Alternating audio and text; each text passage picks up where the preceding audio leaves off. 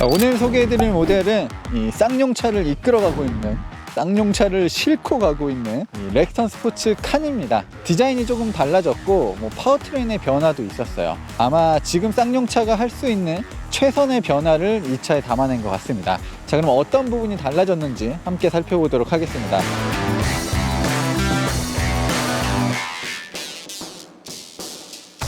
칸이라는 이름이 붙으면서 렉스턴 스포츠가 훨씬 더 멋있어진 건 사실입니다. 그리고 길이도 더 길어지면서 비율적인 측면에서도 확실히 나아진 부분들이 있어요. 근데 이번에는 더 우락부락해지고 마치 이 포드 랩터 보는 느낌이거든요. 그래서 러기지한 부분들이 많이 추가가 됐습니다. 일단 이 아래쪽 범퍼가 불쑥 튀어나오기도 했고, 이런 가드 같은 모양, 약간 미식축구 선수들이 어깨에 장비 다는 그런 느낌의 범퍼가 새롭게 추가가 됐습니다. 그리고 이 그릴도 조금 달라졌고요. 이 보닛 위쪽에도 새로운 장식이 붙었어요. 이거는 순전히 장식이에요. 구멍이 뚫려져 있거나 그런 부분은 아닙니다. 네, 그리고 뒷모습도 조금 인상이 달라졌는데 이 몇 가지 포인트를 주면서, 그러니까 한마디로 투자는 최소화하지만 크게 이미지가 달라질 수 있는 부분에 손을 많이 댔습니다.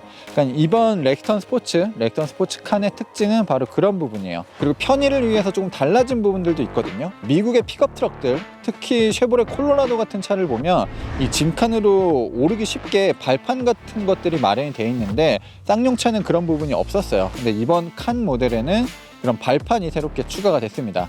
이 발판은 기본은 아니고 옵션으로 선택할 수 있는 부분들이에요. 자, 그리고 요즘 쌍용차가 이 애프터마켓 제품을 커스터마이징 할 수 있도록 하고 있거든요. 그래서 이 시승차 같은 경우도 오프로드 타이어가 들어가 있고 별도의 롤바까지도 설치가 되어 있습니다. 그리고 도끼도 있어요.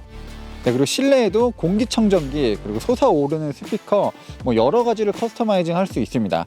다만 중요한 부분이 이 애프터마켓 커스터마이징 제품들은 쌍용차가 보증을 해주지 않습니다. 이거는 고장나거나 수리가 필요했을 때는 별도로 이 만든 회사를 찾아가거나 그쪽 서비스를 이용해야 돼요. 그리고 기본적으로 자동차 보증과 이 애프터마켓으로 설치된 제품들은 보증이 또 다르고, 지금은 쌍용차도 위험하긴 하지만 애프터마켓 제품을 생산하는 업체가 사라지게 된다면 수리받을 수도 없습니다.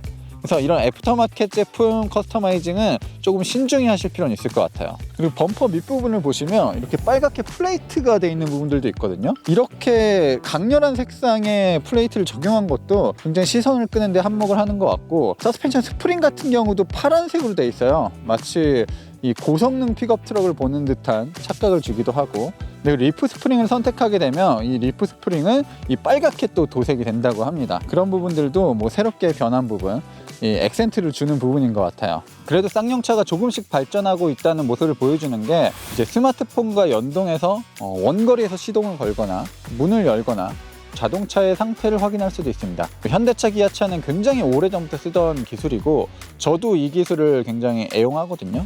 네, 쌍용차도 이런 어플리케이션이 생겼고, 원격 제어, 목적지 보내기, 차량 조회, 이런 것들이 전부 가능합니다. 자, 시동, 경적 이런 전부 되죠.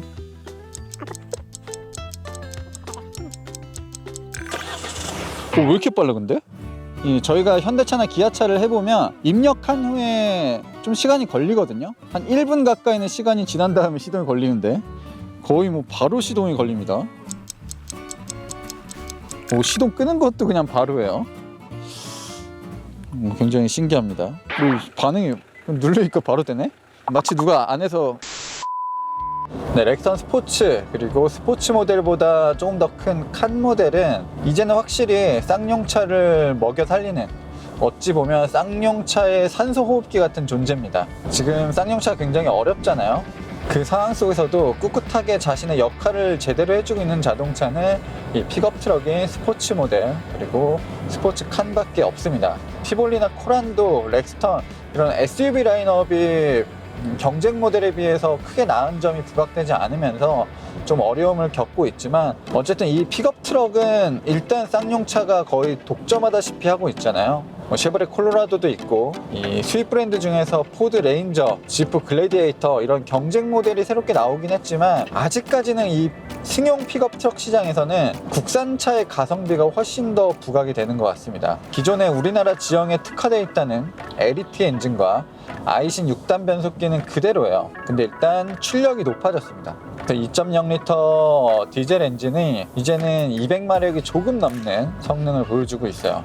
네, 그리고 최고 출력만 높아진 게 아니라 최대 토크도 상승을 했고, 네, 그리고 이 최대 토크가 굉장히 넓은 영역에서 발휘가 되기 때문에 낮은 속도에서도 확실한 토크를 느낄 수가 있고, 고속 영역으로 달릴 때는 이 높아진 최고 출력의 덕을 어느 정도는 보고 있는 것 같습니다. 저희가 타고 있는 시승차는 애프터마켓 제품이 조금 들어가 있는데, 일단은 타이어가 다릅니다. 타이어가 지금 오프로드를 위한 깍두기 타이어가 적용되어 있거든요.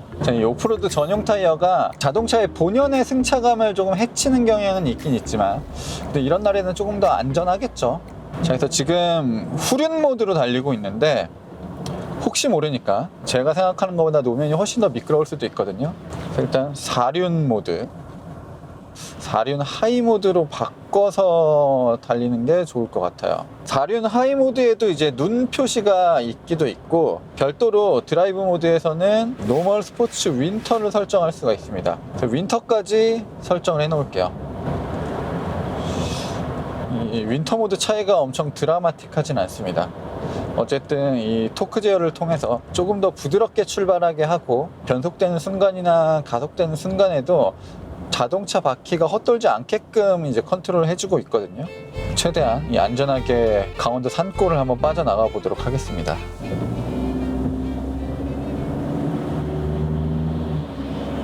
자, 그리고 되려 이 윈터 모드에서는 저속에서 출발할 때 엔진 회전수를 훨씬 더 높게 쓰는 경향도 있습니다. 아마 이 윈터 모드가 굉장히 형식적인 모드거든요. 정말 이 전자식 시스템이 개입을 해서 미끄러짐을 감지하고 그거에 따라서 4륜 구동을 분배해주고 이런 시스템은 아니에요. 그러다 보니까 이 모든 눈길 상황에 완벽하게 대응할 수 있는 모드라고 착각하시면 안 됩니다. 개인적으로는 이 윈터 모드를 쓰기보다는 4륜 H, 4H나 4로우 구동 방식을 바꿔주는 것들을 조금 더 적극적으로 사용하시는 게 눈길에 더 좋지 않을까라는 생각이 드네요.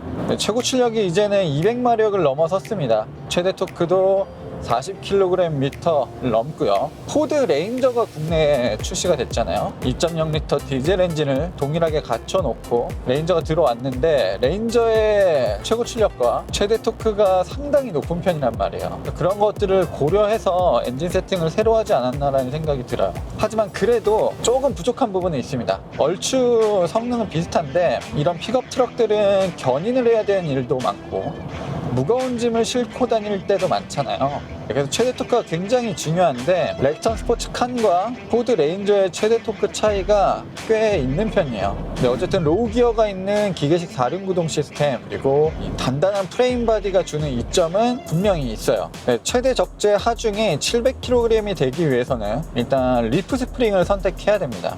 리프 스프링이 아닌 이 멀티링크 서스펜션 같은 경우는 최대 하중이 500kg이에요. 근데 이 옵션 선택이 트림상 조금 다릅니다. 제가 지금 시승하고 있는 렉턴 스포츠카는 고급스러운 부분이나 편의 장비가 굉장히 많이 들어가 있는 이 최고급 노블레스 트림이에요. 이 최고급 트림에서는 아예 리프 스프링을 선택할 수가 없습니다. 기본 모델과 중간 트림에서만 리프 스프링을 옵션으로 선택할 수가 있어요. 예전부터 이 서스펜션을 두 가지로 채용을 하고 있었는데 조금 더 자유롭게 폭넓은 선택이 가능하면 좋을 것 같습니다. 500kg에서 700kg으로 200kg이 늘어나면 정말 할 수 있는 게 무궁무진해지거든요. 바이크를 한 대 실을 거를 두 대를 실을 수가 있고, 이 4륜 바이크 ATV와 스쿠터를 한 대를 동시에 실을 수도 있고, 훨씬 다양한 레저 활동이 가능해지기 때문에 이런 부분들은 조금 쌍용차 입장에서도 더 확대를 시켜주면 좋을 것 같아요. 쌍용차가 뭐 아무것도 안 하고 있는 게 아니라 느리지만 계속해서 변화를 주고 있거든요.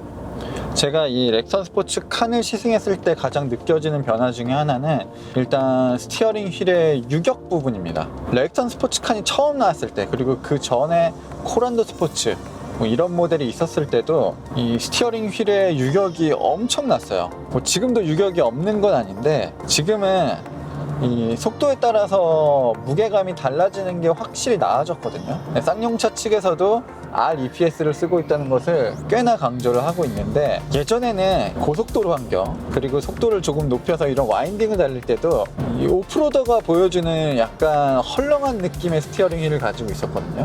근데 확실히 지금은 이 속도에 따라서 달라지는 무게감이 반응이 꽤 좋습니다.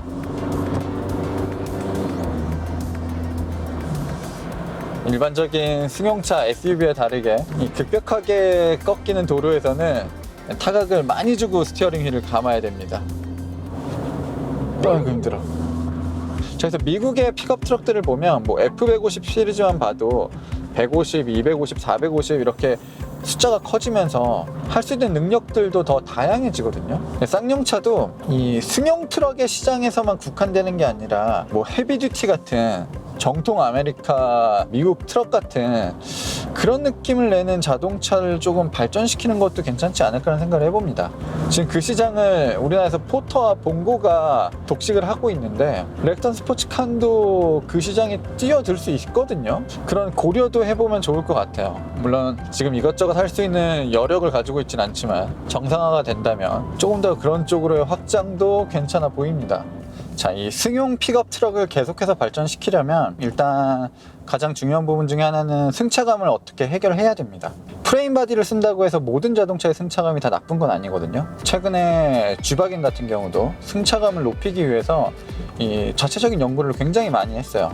그래서 기존의 서스펜션이 붙는 부분을 이 사다리꼴 프레임에 그대로 유지할 것인지, 아니면 새로운 서브 프레임을 만들고 그 위에 서스펜션을 붙일 것인지, 뭐 여러 가지 연구를 해서 지금은 이전 세대 모델보다 승차감이 훨씬 더 좋거든요. 그러니까 분명히 이 프레임 바디 모델들도 기존 트럭이 보여주는 막 포터나 봉고가 보여주는 승차감이 아니라 어느 정도는 SUV 같은 승차감을 가질 수가 있습니다. 그런 쪽으로 연구가 될 필요가 있고, 지금도 서스펜션 옵션을 선택하게 되면 지상고가 한 1cm 정도 높아지거든요. 10mm 높아지는데 저는 그거보단 더 높아야 된다고 생각을 합니다. 칸 모델 같은 경우는 허리도 굉장히 길고 이 짐칸 부분도 굉장히 길게 삐져나와 있단 말이에요. 그러다 보니까 이 급격하게 오르막인 곳을 오프로드에서 올라가는데 그렇게 유리하지가 않은 편이에요. 그리고 심지어 이제 발판까지 생겼잖아요. 그 발판도 아마 오프로드를 달릴 때 파손이 많이 될 것 같기도 합니다. 근데 그만큼 오프로드를 지원할 수 있는 모델들은 지상고가 훨씬 더 높아지면 좋을 것 같아요. 물론 타이어 크기도 더 커지면 좋겠죠.